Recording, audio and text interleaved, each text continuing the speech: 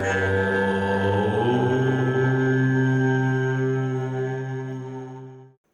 साईं भक्तों को ओम साईं राम, जय साईं राम।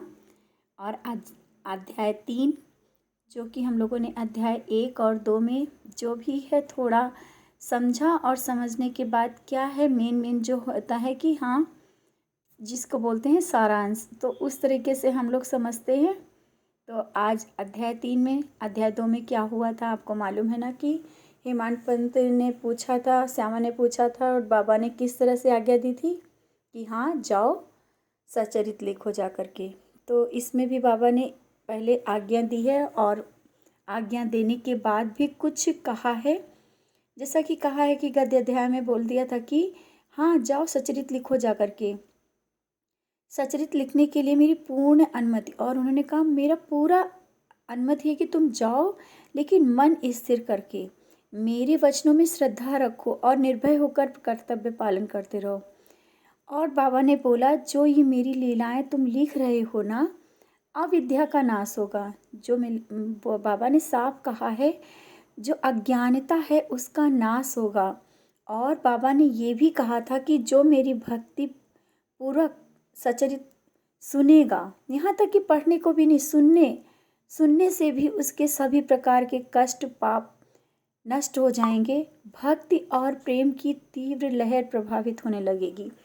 बाबा ने देखिए इसी में साफ साफ बोल दिया है कि जो भी सचरित का पान करेगा, यहाँ तक कि जिसको पढ़ना नहीं आता है, अगर वो सुन भी लेगा तो उसके मन मस्तिष्क और शरीर में एक, कहते ना, भक्ति की एक लहर आ जाएगी। आप कितना भी सोचो कि नहीं हम पूजा नहीं करते, लेकिन सिर्फ सचरित का पढ़ना, सचरित पढ़ने से आपकी ज़िंदगी में परिवर्तन होने लगेंगे। वो परिवर्तन क्यों होंगे? क्योंकि बाबा ने तो सचरित जब लिखी गई थी तभी बोल दिया था कि जो कोई मेरा ये सिर्फ सुनेगा, पढ़ने से तो बहुत ही अच्छा है, पढ़ना और सुनना, जो भी श्रवण करेगा या मतलब जो सुनेगा या पढ़ेगा तो उससे उससे क्या क्या लाभ होंगे, बाबा ने साफ इस अध्याय में बोल दिया था। और हेमांत पंत को जब ये बाबा ने बोला ना, तो उन्हें बहुत खुशी हुई। उन्होंने बोला कि उन्हें लगा कि चलो अच्छा हुआ बाबा ने ऐसा बोल दिया, अब तो कार्य पूर्ण होना बहुत ही निश्चित है। और बाबा ने श्यामा की तरफ क्या करके कहा, जो प्रेम पूर्वक मेरा नाम स्मरण करेगा मैं उसकी समस्त इच्छाएं पूर्ण कर दूंगा। बाबा ने इस देखो अध्याय 3 में साफ बोला है कि जो भी मेरा, बाबा ने कहा है कि जो मेरा नाम सिर्फ जाप करेगा और जो सचरित का पान करेगा, जो सचरित पढ़ेगा, मैं उसकी सभी इच्छाएं पूर्ण करूंगा। लोग कहते ना कि संशय हो जाता है कि मेरी इच्छा पूरी होगी या नहीं। अरे बाबा ने कह दिया ना, ये अध्याय 3 में साफ साफ आप लोग देखो लिखा हुआ है कि बाबा कह के गए हैं कि अगर, बाबा ने साफ कहा है कि अगर मेरी नाम स्मरण किया गया, मेरा सचरित पढ़ा गया, तो उसकी जो भी इच्छाएं हैं सब पूरी होंगी। और उसमें एक, कहते ना, भक्ति का संचार होगा। अगर बाबा का नाम जाप, बाबा का सचरित जहाँ पे पढ़ा जाता है, वहाँ पे आप अचानक ही भक्ति का संचार होने लगेगा। आप अपने को न संभाल नहीं पाएंगे और भक्ति के रास्ते पे चल देंगे। तो बाबा ने ये भी कहा कि जो भक्तगण हृदय और प्राणों से मुझे चाहते हैं, उन्हें मेरी कथाएं श्रवण कर सर्वथा प्रसन्नता होगी। बाबा ने ये भी कहा है कि जो भी भक्त अगर बहुत ही मुझे प्यार करता है, तो सिर्फ सचरित का पाठ करने से उसके मन को बहुत शांति मिले। क्यों शांति मिलेगी आपको मालूम है ना? हम सचरित पढ़ते हैं और हमें एक अलग ही अनुभव होता है, लगता है कि नहीं बाबा हमारे आसपास हैं, बाबा मेरे करीब हैं, क्योंकि बाबा सचरित में हैं। तो बाबा ने सचरित में बोल भी दिया, जब सचरित लिखा जा रहा था तो बाबा ने कह दिया था कि जब सचरित लिखा जा रहा था, बाबा ने कहा कि उसे परमानंद की प्राप्ति होगी, मन शांत हो जाएगा, भक्ति की तरफ, भक्ति का एक प्रभाव उसके मन में आ जाएगा। और मेरी शरण में जो श्रद्धा पूर्वक मेरा पूजन, निरंतर स्मरण और मेरा ही ध्यान किया करता है, उसको मैं मुक्ति प्रदान करता हूँ। तो बाबा के ये शब्द हैं, कोई किसी के शब्द नहीं, ये बाबा के ही शब्द हैं। और बाबा ने कहा जो मेरा नियम से नित्य नाम स्मरण और पूजन कर मेरी कथाओं, और बाबा ने तो साफ बोला है कि जो सिर्फ थोड़ी देर कहीं भी बैठ करके मुझे याद भी कर देता, अगर दो लोगों के बीच में बातें भी हो रही हैं बाबा की, तो बाबा वहाँ होते हैं और उन बातों को करने वाले जो लोग बाबा की बातों का चर्चा कर रहे होते, सचरित कर कहते हैं ना, सचरित के आपस में हम लोग बातें भी करने लगते, अरे उस अध्याय में ऐसा हुआ था। तो अगर वो भी हो रहा है तो वो उस समय भक्ति का संचार हो रहा होता है। तो आप तो तृप्त होते हैं और दूसरों को भी तृप्त करते हैं। तो कभी भी बैठें तो बाबा के भक्ति का गुणगान करें, बाबा की लीलाओं का जो गुणगान होगा तो भक्ति का संचार अपने आप होने लगेगा। तो बाबा ने इस अध्याय में यहाँ से शुरुआत की और बाबा ने साफ साफ कितनी चीज़ों को क्लियर किया है। लोग कहते हैं ना मेरी इच्छाएं पूरी होगी कि नहीं, तो बाबा ने साफ ही बोल दिया कि सिर्फ मेरे कथाएं श्रवण करने से मुक्ति मिल जाएगी। बाबा ने कहा मेरा जो सचरित जो पढ़ा जाएगा तो उसको हर तरह से मुक्ति मिल जाएगी और सुख और संतोष की प्राप्ति हो जाएगी। तो श्रोताओं से भी कहा, जो लोग सुनते हैं या पढ़ते हैं तो उनको कहा शांत मन से पढ़ना है और उनको शांति मिलेगी। फिर बाबा ने एक और चीज़ इस अध्याय में कहा, भिन्न भिन्न कार्यों की भक्तों को प्रेरणा।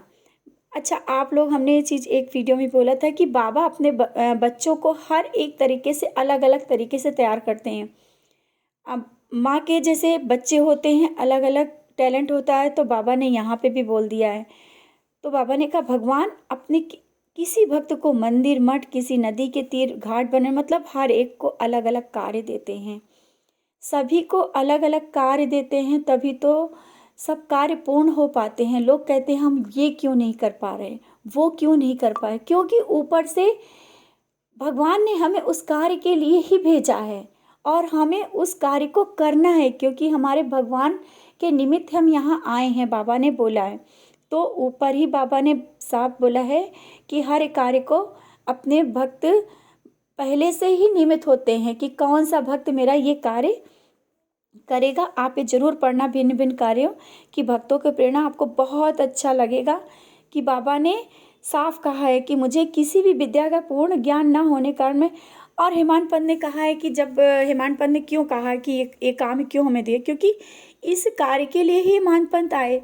और हेमांत पंत कहने लगे कि हमें तो इतना ज्ञान भी नहीं था, इसके बाद भी हमने ये सचरित लिखा क्यों, क्योंकि बाबा ने साथ दिया और बाबा ने विद्या दी, बाबा ने ज्ञान दिया और बाबा ही हमें इस कार्य के लिए प्रेरित किया और हम आज ये सचरित लिख पाए। तो वो हेमांत पंत ने इसी वजह से कहा कि भगवान अपने कार्यों को, अपने भक्तों को अलग अलग कार्य के लिए निमित्त करते हैं। वो जो भक्त कौन सा कार्य करेगा बाबा को पहले से ही ज्ञात रहता है और वो कार्य होते चले जाते हैं। और फिर इसके बाद आता है बाबा का चरित्र, ज्योति स्तंभ स्वरूप। ज्योति स्तंभ क्या है? समुद्र में आपने देखा होगा बीच बीच में जो ज्योति स्तंभ बनाए जाते, क्यों बनाए जाते हैं? अगर समुद्र में वो ज्योति स्तंभ ना बने हो तो नाविक दुर्घटना होती रहेंगी। जो ज्योति स्तंभ होते हैं उससे दुर्घटनाएं बच जाती हैं, इस अध्याय में बोला गया है।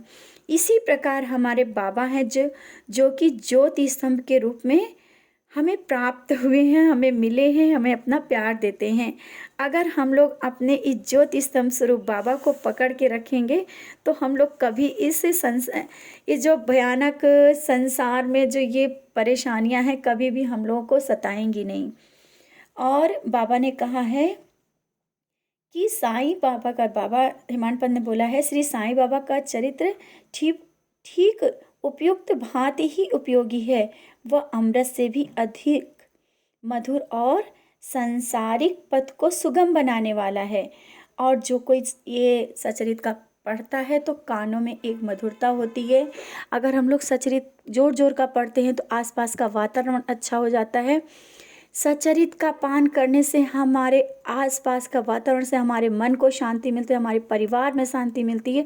और ज्योति स्तंभ स्वरूप जो हमारे बाबा हैं, अगर हमने सचरित और बाबा को पकड़ के रखा तो हम लोग कभी भी भयानक इस संसार में जो गोते लगाने वाला कहते हैं ना, गिरेंगे तो कभी है ही नहीं, क्योंकि हमारे बाबा ने उस जगह थाम लिया होता है, हम लोग वहाँ पे रुक जाते हैं। तो और एक फिर इसके बाद है मातृ प्रेम। बाबा का एक प्यारा सा रूप है मातृ प्रेम। बाबा ने एक बहुत ही प्यारे ढंग से हम लोगों को जैसे संभाला है। गाय अपने बछड़े को कैसे प्रेम करती है, और जैसे कि बछड़ा होता है और भाग के जाता है गाय के पास, तो गाय के जो स्तन से है दूध अपने आप निकलने लगता है। जिस प्रकार हम लोग परेशानियों में अपने बाबा के पास जाते हैं और बाबा का प्यार हम लोग पा लेते हैं, तो हमारा प्यार जब बाबा से बढ़ता है तो बाबा ही उतनी दुगना से, उतनी ही तीव्रता से उनका प्यार हम लोगों के लिए बाबा और दे देते हैं। तो मातृ प्रेम, इसमें बाबा ने इस बहुत ही अच्छा हेमांत पंडित ने कहा है, माता का प्रेम एक विचित्र होता है, जैसे कि बाबा का, हमारे बाबा का प्यार ही अलग है। माता अपने बच्चे को संवारती है, सजाती है, लेकिन बच्चे को नहीं पता चलता है ना कि हम कैसे तैयार हुए। तो वैसे हम लोगों को नहीं पता होता है कि हमारे बाबा किस काम के लिए हमें तैयार कर रहे हैं, और हम लोग कभी कभी दोष भी देने लगते हैं। तो नहीं, हमारे साईं किस काम के लिए तैयार कर रहे हैं हमें नहीं पता। हम लोग कैसे लग रहे हैं हम शायद हमें नहीं पता। हम लोग तो बाहरी सुंदरता देखते हैं, हमारे बाबा तो अंदर से हम लोग को निखारते हैं। तो इसमें बहुत ही अच्छी चीज़ दी गई है। और बाबा के लिए कहा गया है कि बाबा हमारे जो एक प्यार भरी, ममता भरी छाँव हैं, और मातृ प्रेम उनका हम लोगों के प्रति हमेशा ऐसे ही छलकता रहता है। सन 1916 में जब हेमांत पंत जी को ऐसा लगा कि हमें नौकरी चाहिए, तो जो पेंशन उनके मिलती थी उससे उनका घर का निर्वाह नहीं हो रहा था। वो बाबा के पास जब गए, गुरु पूर्णिमा का दिन था, उन्होंने कहा कि बाबा, और लोगों से कहा कि मतलब वहाँ तक खबर गई कि बाबा इनके, हेमांत पंत के इतने में पूरा घर नहीं चल पा रहा है। तो बाबा ने क्या कहा कि हाँ ठीक है, अल्पकाल के लिए हाँ नौकरी मिल जाएगी, दिला दूंगा, लेकिन परेशानियाँ था कि मतलब नौकरी तो मिलेगी लेकिन इन्हें तो मेरी ही सेवा में लगना है। इन्हें नौकरी मिलेगी परंतु इनको क्या करना है, मेरी सेवा करना है। हेमांत पंत को उस समय नहीं पता था कि ये होना है। तो वो बातें उन्होंने बाद में खोली कि हमें नहीं पता था कि हमें बाबा सचरित लिखवा रहे थे। तो हम तो सिर्फ नौकरी के लिए गए थे क्योंकि पेंशन में उतना हमारा घर नहीं चल रहा था। बाबा ने कहा हाँ मिल जाएगी, लेकिन इनको क्या करना है, ये तो मेरी सेवा में रहेंगे। तो उनको नौकरी, और उनको संदेह होने लगा, तो संदेह दूर करने के लिए बाबा ने उनको नौकरी दी, लेकिन अल्पकाल के लिए। और वो बाबा की शरण में आ करके और उन्होंने सचरित लिखना प्रारंभ कर दिया। तो इन्हें अपना ध्यान मेरी ओर आकर्षित कर, बाबा ने कहा कि हमें क्या करना है। हेमांत पंत ने कहा है कि बाबा की तरफ हमें अपना ध्यान आकर्षित करना है, और जब हम बाबा की तरफ देखते हैं तो हमारी गलत जो विचार होते हैं वो सब दूर हो जाते हैं, और हमारे आचरण जो बहुत ही अच्छा होता है। इसमें बाबा ने रोहिला की कथा इसीलिए कही है। रोहिला कैसा था, बहुत ही हष्ट पुष्ट इंसान था, और दिन भर काम करने के बाद जब आता था तो ज़ोर की आवाज़ में कुरान शरीफ के कलमे पढ़ता था, अल्लाह अकबर के नारे लगाता था।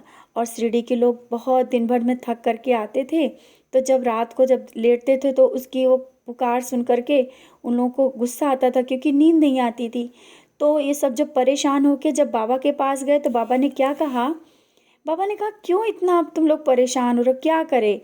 उसकी बीवी उसको बहुत परेशान करती है, इसलिए वो मतलब चिल्लाता है, और वो मतलब उसकी पत्नी है बहुत बुरे स्वभाव की है।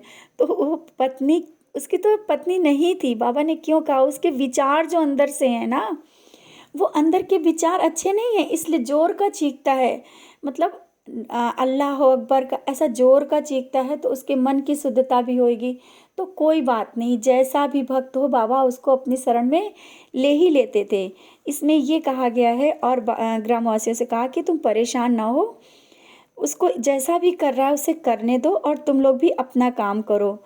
रोहिला कोई, और बाबा ने मतलब लास्ट में देखो बोला है रोहिला की कोई पत्नी ना थी। बाबा का संकेत तो केवल उसके अंदर के कुविचार, गलत विचारों की ओर था। अन्य विषयों की अपेक्षा बाबा प्रार्थना और इस आराधना को महत्व देते थे, अतः उन्होंने रोहिला के पक्ष का समर्थन कर तो बाबा ने ऐसा किया। और बाबा के मधुर अमृत उपदेश, बाबा ने कहा तुम चाहे कहीं भी रहो। बाबा ने इस अध्याय में, इस चैप्टर में साफ बोला है, तुम चाहे कहीं भी रहो लेकिन तुम मेरे स्मरण में रहते हो, तुम मेरा जब नाम जाप करते हो, मुझे याद करते हो, हर पल मैं तुम्हारे साथ रहता हूँ। मैं घट घट में व्याप्त हूँ, मेरे ही उधर में समस्त जड़ और चेतन समाये हुए हैं। मैं ही ब्रह्मांड हूँ, और नियंत्रणकर्ता संचालक सभी कुछ मैं हूँ।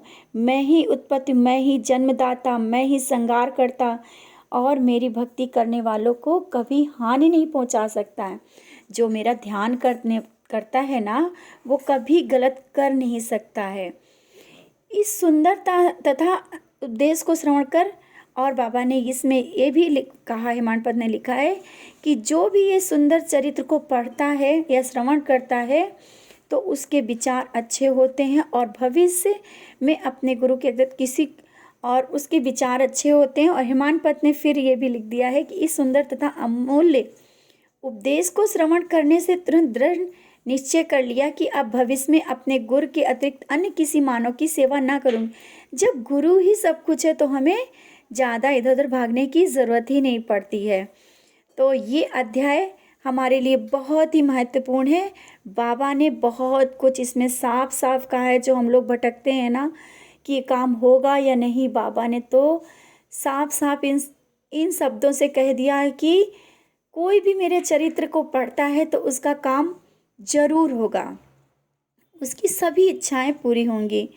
और इसमें यह भी कहा है उन्हें केवल एक सुगम उपाय का पालन करना चाहिए और वो है साईं लीला का श्रवण।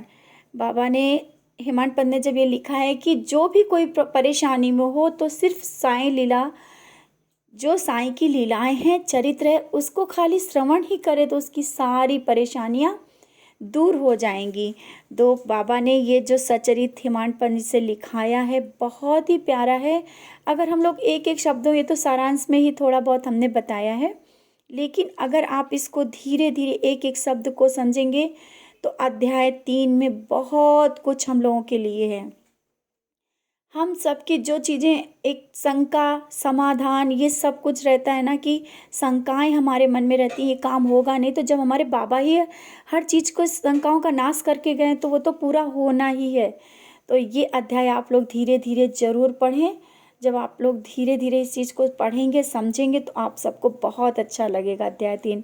और जैसा भी छोटा भी जैसा भी हमें समझ में आए, छोटे से सारांश के रूप में आप सबके सामने पेश किया है, समझाया है। तो इसी के साथ ओम साई राम, जय साई राम।